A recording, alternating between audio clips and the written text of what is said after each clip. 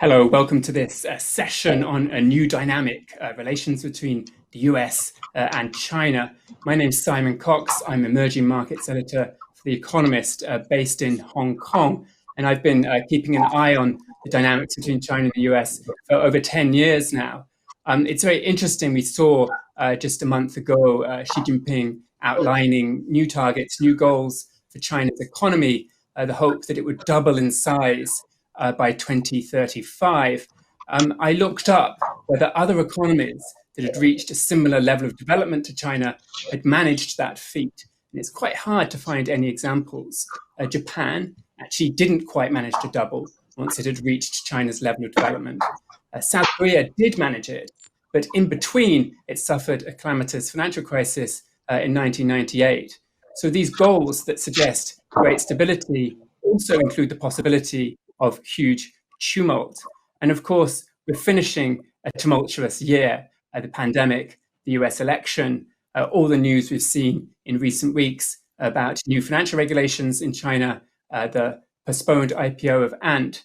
There's a great deal to discuss. And so I'm joined by a fantastic panel. I'm very much looking forward to the discussion. Let me briefly introduce them all to you. I'm joined by Zhai Chenxi, who is Vice President of Tianfeng Securities, by Eric Robertsen, Head of Global Research at Standard Chartered, Patrick Springer, who is Managing Director at Huatai Securities, but based in New York, and also Kevin Rideout, who's Managing Director of Hong Kong Exchange, HKEX, here where I live. Welcome to all of you. Eric, perhaps if I could start with you. Do you think this goal of doubling China's economy by 2035 is feasible? Well, Simon, as you say, I guess the odds historically are perhaps not in China's favor, but I think what we've learned over the last 10 years is that through a number of crises as well as economic booms, China has been able to manage the trajectory of its domestic economy extremely well. A number of years ago, they set a goal for shifting the composition of growth away from manufacturing and exports towards the services sector, towards domestic consumption. And lo and behold, they've managed to achieve that pretty well. If you go back to the global financial crisis, we had obviously China initiating a massive credit and monetary impulse to rescue their domestic economy. But as we all know, there was a significant amount of leverage left in the system. This time around, with the current crisis, they've managed to achieve a very wholesome recovery without nearly as much leverage deployed into the system. So the idea that China has very good control of its economic trajectory, I think, is still largely pointing in the right direction. Some of that control, though, relies on a financial system that's largely domestic. And of course, one of the reforms we've seen recently in China is a move towards financial coupling. It was the subject of the fireside chat that just finished. Do you think, therefore, that China perhaps faces a more difficult trade-off between stability and growth over the next 15 years? Well, look, I think if you go back about 5 years, in our opinion, that was when they really started to prioritize the quality of growth and stability rather than just the absolute level of growth. And that was when we first saw evidence of the deleveraging campaign. We saw the first washout in the onshore fixed income market. But I think what we have seen evidence of, especially over the last year or two, is that they haven't sacrificed that much on the growth side, even though they've made significant forward strides in terms of, again, the quality of growth, the deleveraging, and getting some of the issues like shadow banking under control. So, again, I think there are obviously risks in terms of leverage. There are obviously risks in terms of how they manage both their domestic and international exposure. But I still think the odds are very much in favor of a net positive trajectory. Zhai Chenxi, perhaps if I could ask the same question to you. Do you think this goal of doubling China's economy by 2035 is feasible? Okay, thank you for your question. According to my view, I think it's quite feasible. As you have mentioned, as to the Chinese government, they face some contradiction between the quality and the growth. So I would like to share some views about this. The first one is that, as we all know, during the past maybe 3 to 4 years, the the relationship between the different countries like China and the U.S. is a little tension. So Chinese government beginning to start to switch the focus to the domestic demand. So we call it dual circulation policy. So from this year, the government paid a lot of attention to stimulate the local demand of the China. So that's the first point. The second point is that the Chinese government pay more attention to the technology, to the innovation. So from the last 2 years, the local government, put more emphasis on the market reopening. We welcome more investors to go into China and give more license to the investors from outside, and also get some very high level reform of the local capital market. We have some innovation in the market mechanism, etc. And the third one I would like to share is that the huge demand of the local inhabitants. You know, the population is so huge, but the investment assets of the local inhabitants, lots of them usually focus on the property assets. And now the local inhabitants beginning to switch their investment from property to some financial investment vehicles. So together, we think during the dual circulation strategy, Chinese government does have some possibility to attain a relatively lower but more stable economic growth in the next 10 to 20 years. Could I ask a follow-up question about the dual circulation strategy? I think everyone would welcome the domestic demand part of that, but the domestic supply part of it has raised more eyebrows. I mean, it sounds like a step away from opening up towards a more self-contained economy. Rationale for that? Okay, I will try to analyze the more clearly about the dual circulation. So firstly, I would like to say the Chinese government, in the announcement of the 14th five-year plan in the last year, so the dual circulation strategy, including different kinds of the views. The first one I'd like to say, the Chinese government decided to open their market, open their more license to outsiders. So from the last 2 years, more of the regulation, the local regulation, has lifted the restriction of the license of the local, like the security company or insurance company, etc. That's the first one. The second one is about the local government try to stimulate the local consumption, to buy more vehicles or more financial investments. So the local government is trying to give the local inhabitants more products to buy, and at the same time, because of the the pandemic has stopped some of the communication between different countries. So China is one of the first one to recover from the epidemic. So during the past year, more of the mechanism of manufacturing requirement shifted from outside to inside to local China. So that would also to help to stimulate our local formulation, our local consumption. Patrick, could I bring you in here? What do you think are the big challenges facing China over the next 15 years in trying to achieve this goal? I mean, in particular, the demographics don't look great, do they? Yeah, I think China has a couple of key challenges, and I think what's important about that is it's an opportunity for investors. The demographics are daunting. They have hundreds of millions of people that will be approaching retirement age. And China did not get mature enough to develop a fully financial infrastructure to allow the safety net that they need to create for their citizens. So despite all the trade troubles and the different difficulties and negotiations with the United States, financial liberalization is keeping pace in China, because China does need to open its markets and allow them to raise more capital. And these are a couple of critical things that are occurring with regards to that. And this question of bringing in more capital, I mean, we think of China as being a very high savings rate economy, one that runs a current account surplus, a net exporter of capital to the rest of the world. Why does it need foreign money?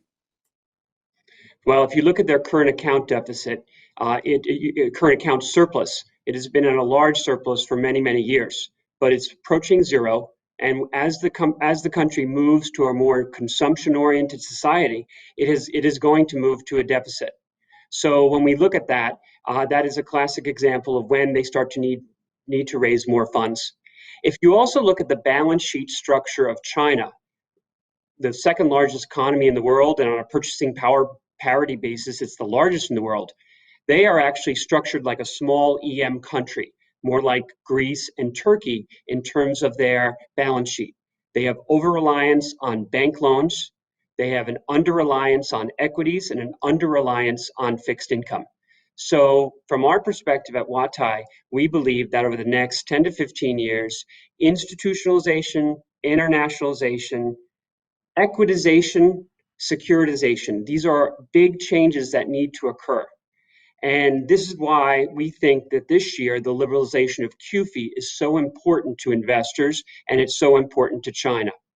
China is allowing new types of investors to get a QFII license, and this QFII license will allow them to access capital raising opportunities, and they will and also new access to hedging.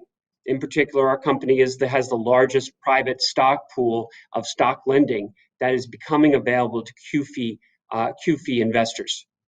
China has given licenses to companies that aren't so helpful in terms of being able to raise capital. In this new generation of QFII, there will be more investment funds, there will be more hedge funds, there will be more long-only institutions that will help China raise capital. Kevin, let me bring you in here. Patrick's described this underdeveloped financial system in mainland China. How does Hong Kong fit into that, and is its role changing? Yeah, I think the development is encouraging. I think from a number of angles. I think the first point is really when you talk about the institutionalization of that market. I think for many years we've talked about it being sort of 80% retail, and that's got certain behaviors and it gets us into trouble on occasion. And so I think with the overhang of that aging population, very, very clearly we needed that pension reform, and it's and I think it's going in the right direction. I think if I look at things like the assets under custody of the NSSF, for example, and many other funds growing in China, it's starting to sort of on the journey of evening out to what we sort of normally call a stable market. I think for Hong Kong, we still serve very positively with the Stock Connect scheme in particular. I think this year we've had record inflows, and I think today itself is a record day. So we'll continue to bring Western capital through the northbound channel into China. Within a blink of an eye, I think this year we've gone significant increase. Last I looked about a few weeks ago, already over the 2 trillion renminbi mark being held through Stock Connect into China. And so for Hong Kong I never like to think of it as competing with QFII. I think we're after the same goal here, which is to bring that institutional capital into China and normalize the markets that then make it more palatable to the pension schemes. But we will, of course, need to continue to evolve Connect schemes. I always say that the job of Stock Connect is really to make it like trading any other market, just a very short settlement window. So we do things like delivery versus payment. So if you sell your stock, you know you're going to get your cash, that type of thing. Think of things around best execution, etc. So on the other side of it, it's also important to understand that there'll be Chinese companies that want to raise offshore capital. So we continue to be that leading destination for Chinese companies to do that. In the IPO market is as robust as I'm sure everyone on this call can see.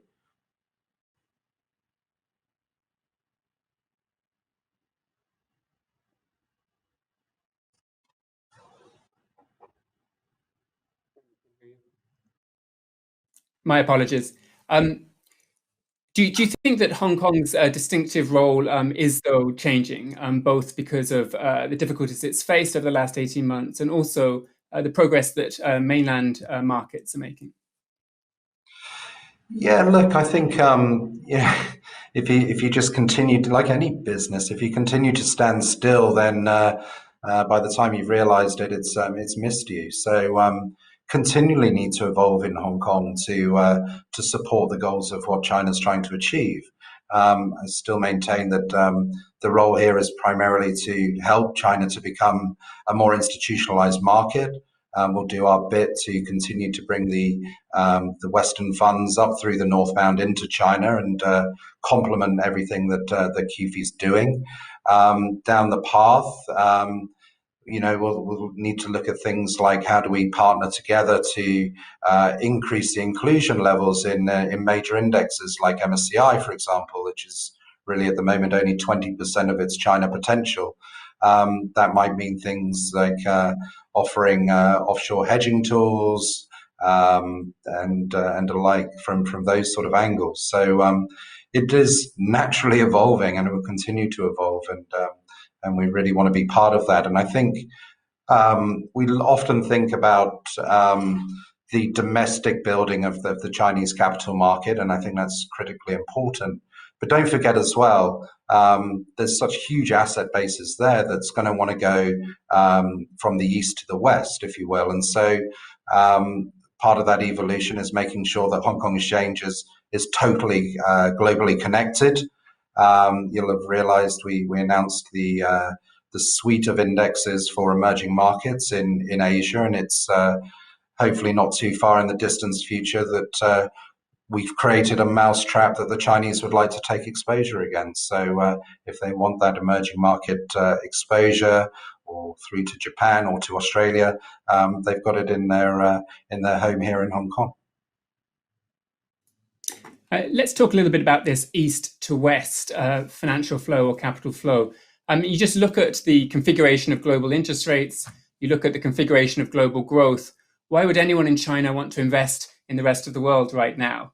Zhai Chenxi, why don't you take that question? Okay, thank you. I'm here. Yeah, I'm very positive. Can you hear me? Is it okay? Yeah. We can hear you. I'm very positive about the outlook for the China and the West for the future. So I would like to share for three key supporting factors, I think.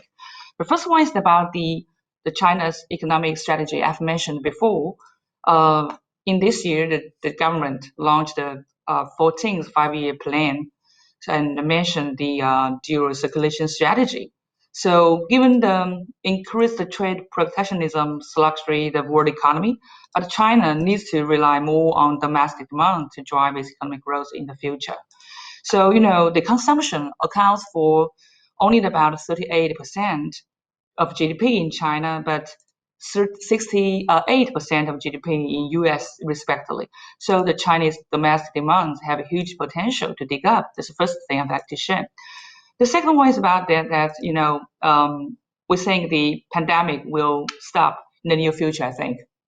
So we will welcome the pandemic recovery in the near future. And The third one I'd like to share is about the future of the market reopening. So, in China, the how to say, as the friend from the Hong Kong Stock Exchange have mentioned, the bond connect and the equity market to reopen. So I have some data to share with you. At the end of October, the number of foreign investors in the bond market had reached over 2,000, and an increase of 75 new investors in October alone. And as to the equity market, so in this year, the cumulative market capitalization of onshore Chinese stocks from outside investor amounts to over 2 trillion RMB. So no matter bond market or equity market, both of them have a very increase of the investor from outside.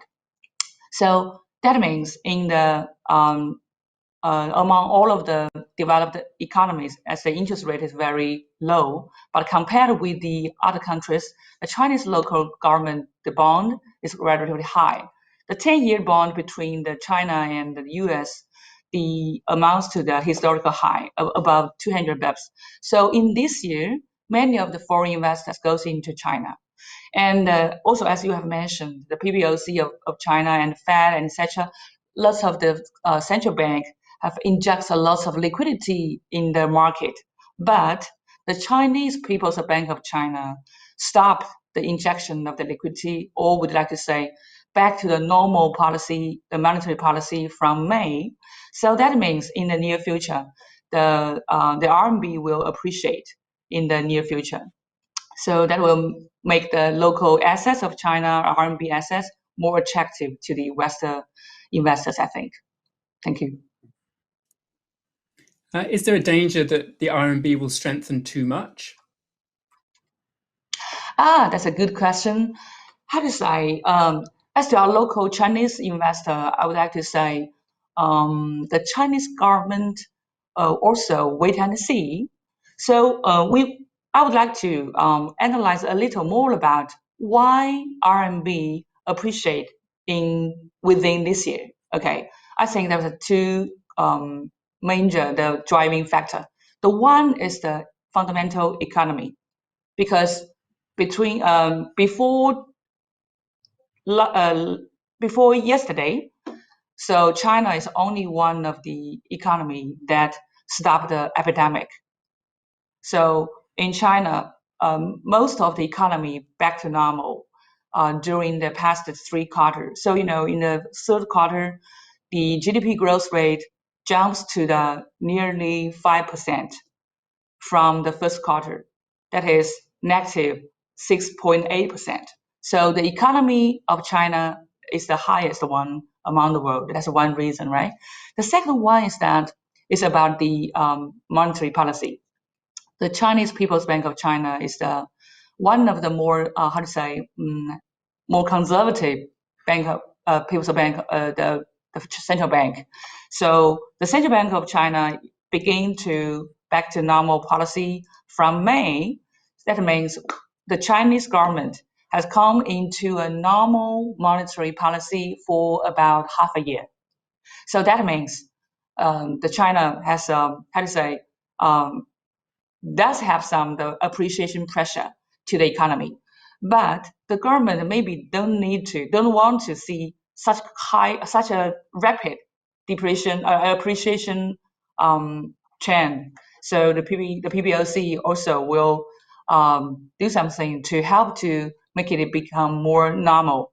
So and at the same time, when the other country back to normal step by step, I think the appreciation trend and the will slow down. I think though the trend is there, but it will slow down after the other country back to normal economy. Okay. Thank you. We've had a question from the audience about outbound investment. There's still substantial controls on capital outflows. When do you think China might liberalize those? Patrick, do you want to have a go at that question? Sure. Yeah, we literally think that there is going to be movement by the Chinese government to allow QDII allocations to increase. We believe that as the currency looks stronger, there's certainly some concerns. I hesitate to say that China has a line in the sand type currency level like Japan typically does that drives investors' positive or negative views about the economy. I think investors have to continue to evolve their understanding of China because it's a 500 million population middle class alone that is very interesting. But from what we see here is that even if the currency appreciates, the consumer in China will have more choices about buying things overseas, and that will have some positive effects for trade concerns around the world. But we see from an institutional perspective that the Chinese government is likely to make some moves in 2021 with regards to allowing domestic institutions to invest overseas more. Secondly, there is a very large and latent opportunity by Chinese retail who are incredibly interested in overseas securities. My company is the largest retail brokerage firm in China, and we are the largest online trading app company with the largest online trading app on the mainland in China. We know that there is a significant amount of investors that are particularly interested in the U.S. equity securities market. U.S. companies are incredibly profitable and incredibly innovative, and the Chinese consumer demand for their financial wallet is to have that increase. And that's a business opportunity that we see and that we're very optimistic about. Eric, could I ask you about this question too? I mean, given everything that Chenxi mentioned, the trend appreciation of the RMB, we've had some very good, obviously, returns in mainland markets this year. And also just the fact that PBOC policy is just much stricter than anywhere else in the world, higher interest rates on offer. If China did open up completely its capital account, did allow outflows, would there be any? Oh, I certainly think there would be. And I think we have to imagine a world that's not too far away where not only we see portfolio outflows, but the tourism outflows recover as well. I mean, we talked earlier about the current account surplus in China. There was an expectation that we would go into deficit before COVID hit, but obviously the significant narrowing in the services deficit has been what has allowed the current account to remain in surplus. But if we go back to a normal or more normal world, we'll see outbound tourism from China. And I think that may coincide over the next year with more outflows from an institutional investor point of view. You asked the question earlier, in a world where 10-year CGBs are at 3.25 and 10-year treasuries are at 80 basis points, why would anybody move their capital offshore?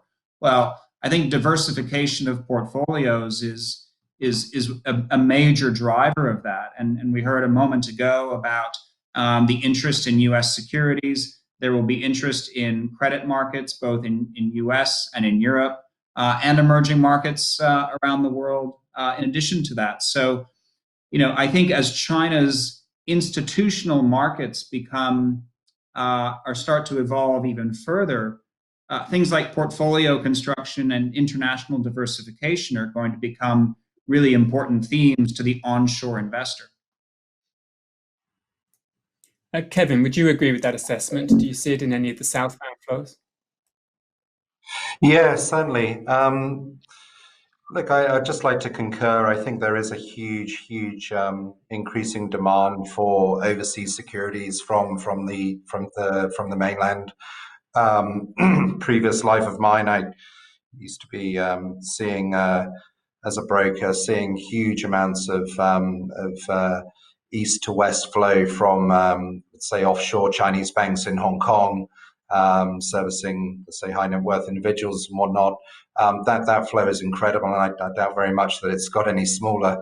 The other thing that we do see clearly when the renminbi strengthens is that massive increase in the southbound volume. And I suppose the mind probably imagines that it's buying Tencent and Alibaba, and well, it's not Alibaba yet, not Connect eligible, but Xiaomi and Meituan, etc. But we do see an increasing amount going into to more international names like AIA, for example.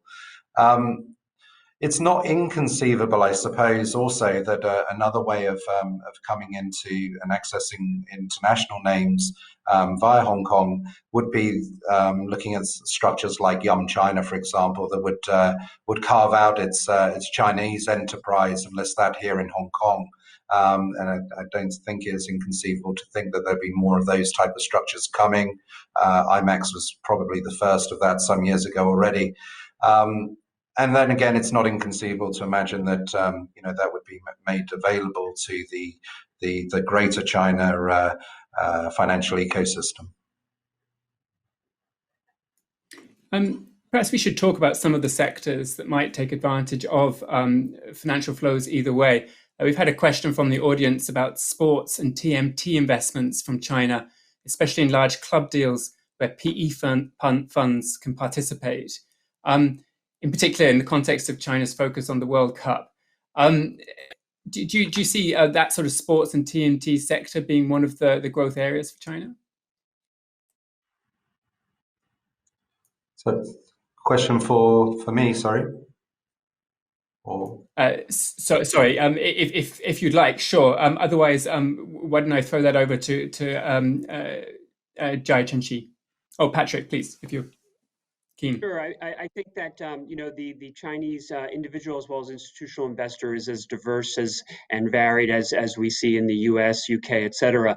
The interest in some thematics are going to be very high. I can't speak specifically of the material information I have regarding the sports events, but the interest in thematic areas such as that are going to be very high. We see a lot of interest in investment flows that participate through our company into the electric vehicle market. Global electric vehicles is very important. I think we also see different themes emerging among consumers, consumer pet health, both overseas and in China. Chinese are increasingly looking at things that are of interest to them, that they see evolving as a market in their own country, and then they're applying it to some of their investment strategies, both retail but especially institutional, as they invest overseas. We haven't talked a great deal about the US, and partly that presumably reflects the election result we've just had.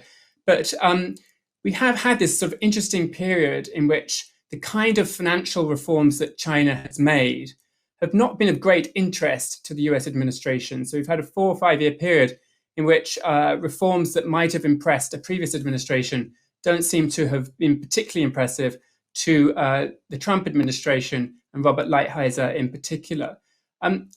My question is, if, as seems certain now, we have an incoming Biden administration, will we revert back to a situation in which America is pushing hard for financial opening up and sees that as a major concession from China that it can then use to quell constituencies demanding even greater change? Will we see a sort of return to the Obama-Biden era in the negotiations with China? Eric, why don't you have a go at that one? Sure, Simon. Look, I'm a little bit hesitant to say that we would go back strictly to the regime that we saw under Obama and Biden. And the reason I say that is, I suppose, just a bit of caution about the fact that, one topic that seemed to gather, support across both sides of the aisle in the United States was taking a tougher line on negotiations with China and expecting more in return from China. And it's not just the opening up of financial markets, the financial sector, but a number of the topics that the Trump administration focused on. Now, I think we will see perhaps a more predictable or a more constructive approach to the whole suite of negotiating topics. But I don't necessarily think we'll go back to what we saw under Obama and Biden in terms of Biden's first time in office. Patrick, what do you make of the potential for a Biden administration in its relations with China? I think a couple of things. I think that the approach is going to be more traditional. It will be multilateral. There will be opportunities for China to present itself by saying, look, we're doing all of these types of things across different sectors. It will not come down to just whether it's agricultural purchases or not. It's going to be financial. It's going to be agricultural. It's going to be about intellectual property. So I think there will be a better opportunity for China to show itself as a negotiator. But on the other hand, things have materially changed, and it can't revert. There is we are in a new world of concerns about IT security, not just intellectual property, but truly privacy and issues that we're now seeing crop up, not just as it relates to China. It relates to EU and Amazon. It relates to U.S. companies operating in the U.S., the media companies and the internet companies. It's not going to be the old way. There will be China is a strategic competitor, and there will be negotiations that will treat China as such. Zhai, Chenxi, I'd be keen to get your perspective on what you expect from a Biden administration. Okay, but actually, as to the Chinese people, the local Chinese people, it's difficult for us to decide which one will get elected and about their policy. But as to our Chinese people, I would like to say, if the election is finished, that will be a good thing. That will be positive because more stability will anticipated post the U.S. election.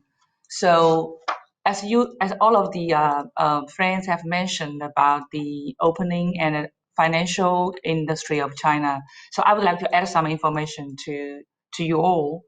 So firstly, I would like to share is that the Chinese government decided to open the financial sector of China. It's quite different.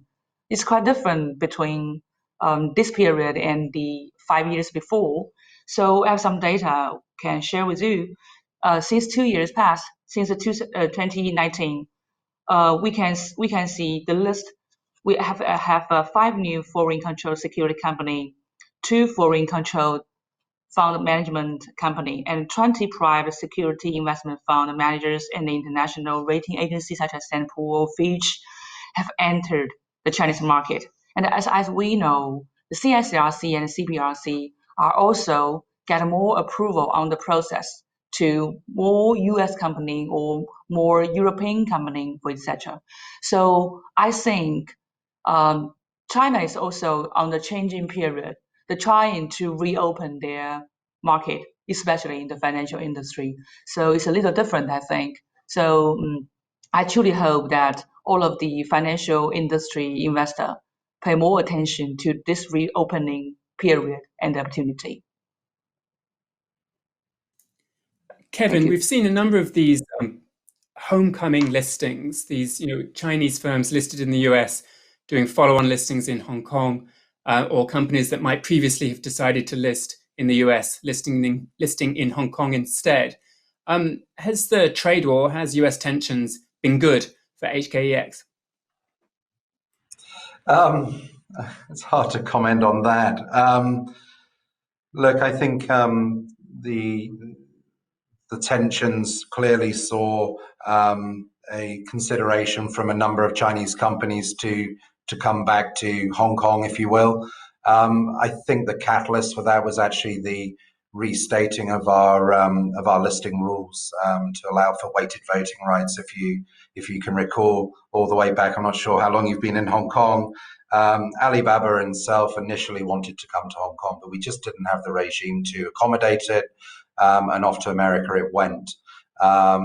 It's only since we've done that we've been able to welcome these companies back. So is it down to the fact that we reformed the listing rules? I tend to think it's a lot more to do with that.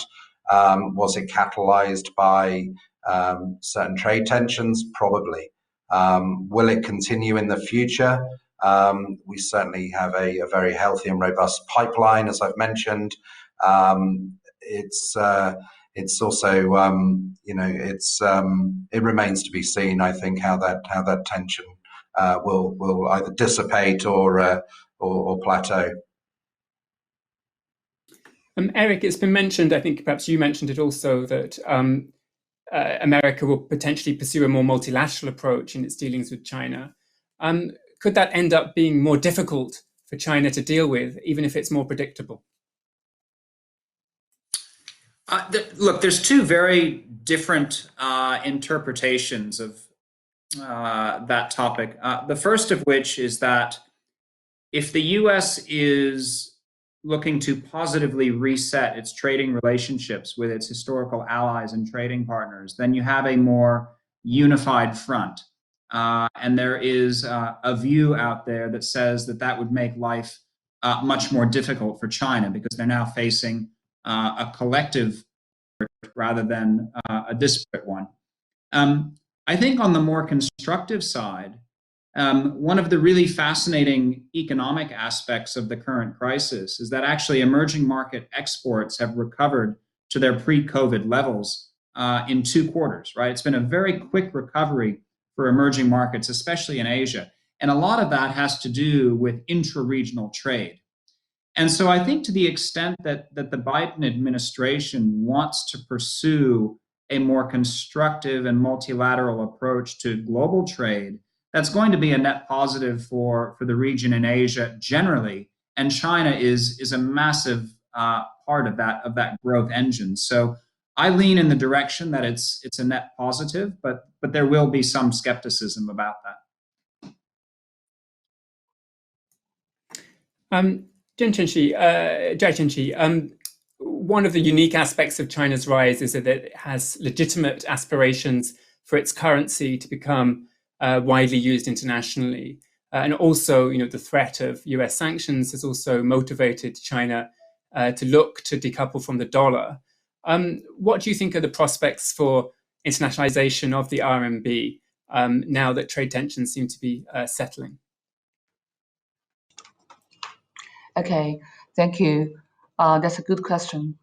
I think as to the Chinese government, during the past 4 years, it's quite tension for the Chinese government to, to balance the tension between the US and China. So, and the Chinese government does put more emphasis on the safety of the financial industry and technology industry. I'm not sure whether the Chinese government will decrease the USD reserve or other use, but Chinese government does have the decision to make RMB more internationalization. So that's also the reason why the Chinese government decided to welcome more institutional investors to go into China to buy the local equity market and the bond market. Stimulate more issuers to go to Hong Kong Stock Exchange to issue bond or to issue to get listed. So to conclude, to sum up, is that Chinese government is trying to learn how to balance the RMB internationalization and how to use the still as a reserve currency. So Chinese government to make a balance and begin to learn, I think. Thank you. We've come to the end of our session. I want to thank you all very much for your contributions and your thoughts. It is a new dynamic, I think, between China and the US, even if some of the dramatis personae, Mr. Biden in particular, are quite old. Thank you very much for your conversation.